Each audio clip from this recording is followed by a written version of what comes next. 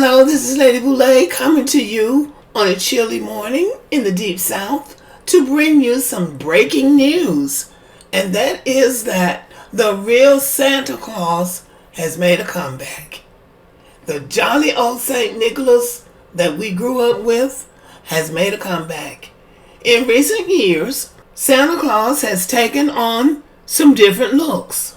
We have seen a black Santa Claus, a drunk Santa Claus, a Snoopy Santa Claus, a Grinch Santa Claus. Santa Claus seemed to have lost his way.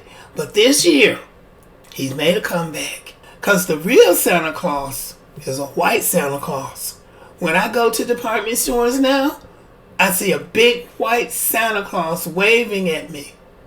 In the yards of people who decorate for Christmas, you see this big, gigantic, blow-up Santa Claus with pink skin and reddish cheekbones, waving and smiling at you like Santa Claus is supposed to do. Sometimes he's flat on the ground in the morning, but at night, when the lights come up, Santa Claus is standing tall. The big white Santa Claus that so many of us grew up with.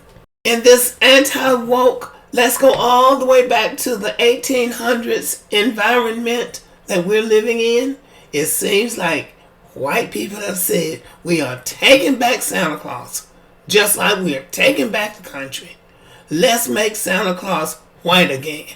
And I'm here for it. I am here for it because Santa Claus was never real. He was always a fantasy, a big, fat, jolly, white fantasy. There was never a big fat white man bringing toys from the North Pole, coming down a chimney to give you toys that you hadn't paid for. Your mom and daddy, in the case of me, my mom and daddy decided to go along with it. And so I grew up with the whole Santa Claus fantasy. I believed in Santa Claus until I was in about the 6th grade. And my brothers and sisters, the older ones, knew what it was all about. But they let me continue in my folly. And my parents did too, because I wasn't hurting anybody. I bought into the Santa Claus fantasy hook, line, and sinker. And imagine your disappointment when you find out that this is not real. There is no Santa Claus. This is just a way for merchants to make money by preying on the wishes and fantasies of young children, which is what young children have. That's a part of being a young child, being able to fantasize. And so basically, they're exploiting the imagination of young children, and the parents are going along with it. So how did this fantastical creature manage to capture the hearts and minds of the world? As the story goes, once upon a time in the 1930s, the CocaCola Company decided it was time to make a splash in the advertising world. They wanted to create a heartwarming and universally appealing campaign that would resonate with the masses. And who better to be the face of that campaign than the jolly old man himself, Santa Claus?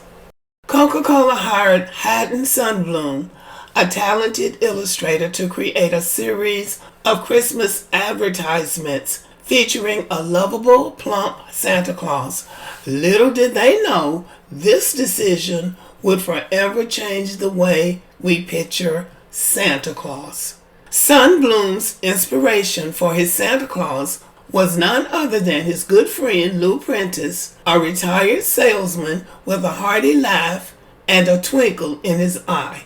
He captured the essence of Prentice in his illustrations, creating a Santa who was both friendly and relatable. The result was a warm, approachable figure that evoked the spirit of the holiday season in a way that had never been done before. So what we're talking about here is very clever advertising. So a man named Haddon Sundblom is the genius behind Santa Claus. In the hands of Haddon Sundblom, Santa Claus would wear a bright red suit that would become as iconic as the man himself. Blum was able to convey emotion and personality through his paintings. He was also a keen observer of cultural trends and had a knack for capturing the spirit of the times in his work. It was this combination of artistic skill and cultural insight that made him the perfect person to reimagine Santa Claus for the modern age. In 1931, Blum was commissioned by Coca-Cola to create a series of Christmas advertisements.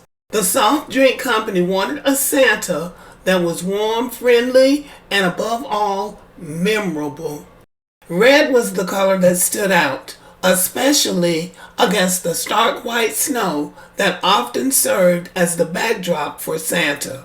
It was also the color of Coca-Cola's logo, creating a subtle association between the brand and the beloved holiday figure. As Coca-Cola's Christmas campaign rolled out year after year, the red-suited Santa became a familiar sight. So the Santa Claus obsession is intentional. Coca-Cola sends out advertising that makes you fall in love with Santa or feel emotional towards Santa. Now that was more or less in the past in my day because I really bought into it. Kids in my day and those before really fell in love with Santa because when you saw Santa, you knew Christmas was coming, Christmas was near, and Christmas brought up images of toys and presents and being out of school and good food and being around family and having a good time and sometimes snow, playing in the snow and making snow ice cream. There was nothing bad about Santa. Throughout the decades, Coca-Cola has come up with clever campaigns to endear people to their brand.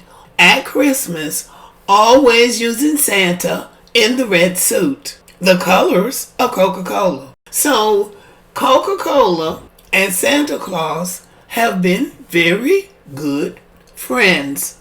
I'm not sure about children of color in other parts of the world, but black children in the United States who grew up at a certain time, I don't think we were concerned about the race of Santa Claus. He was just this big fat jolly man in a red suit carrying a bag full of presents on his back or riding around in his sleigh full of presents driven by the reindeer led by Rudolph. And then there was a chance to sing Rudolph the Red-Nosed Reindeer and then learn all of the names of the reindeer.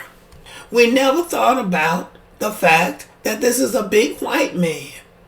And of course, we bought into the, what is Santa Claus going to bring me?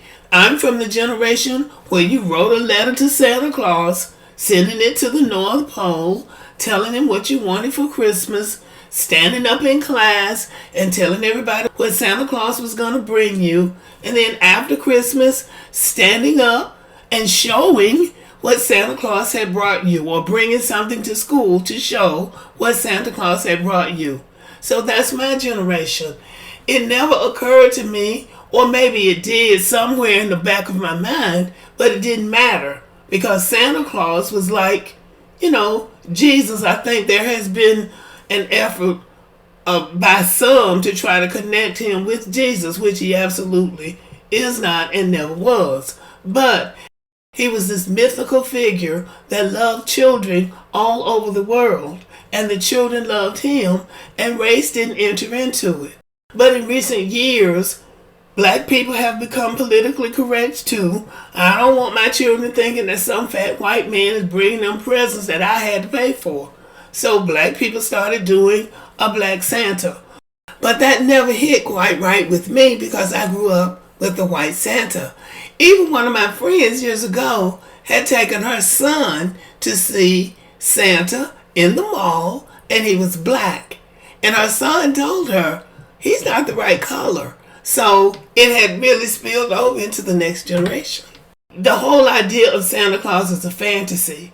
So if you got to turn him into a black Santa Claus, just tell the children the truth and create another kind of narrative around Christmas and giving and the real purpose of the holiday, or what it should be for, in my opinion.